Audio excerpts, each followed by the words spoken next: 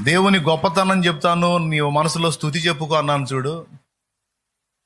అసలు నువ్వు రక్షణలోనికి రావడానికి నీ జోక్యం కాదు, దేవుని జోక్యమే ఉంది. ఒకటి, అసలు నీవు దేవుని వైపు తిరగటానికి నీ జోక్యం కాదు, దేవుని జోక్యమే ఉంది.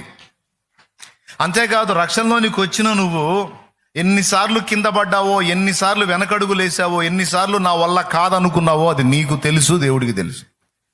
కానీ ఎన్నోసార్లు నువ్వు ఎదుర్కొన్న ఆటుపోట్లన్నిట్లో నువ్వు అడుగు వెనక్కేసినప్పుడు మళ్ళా నిన్ను దర్శించి, నువ్వు ఎన్నోసార్లు దేవుడిచ్చిన దర్శనాన్ని, వాగ్దానాలని మర్చిపోతే మళ్ళా విసుక్కోకుండా నీకు గుర్తు చేసి మళ్ళా నిన్ను దర్శించి నువ్వు పడిన చోటు నుంచి లేవనెత్తి ఈ రోజు వరకు నిన్ను నడిపించుకొచ్చాడు చూడు. ఇది నీ పట్టుదల కాదు, ఆయన పట్టుదల.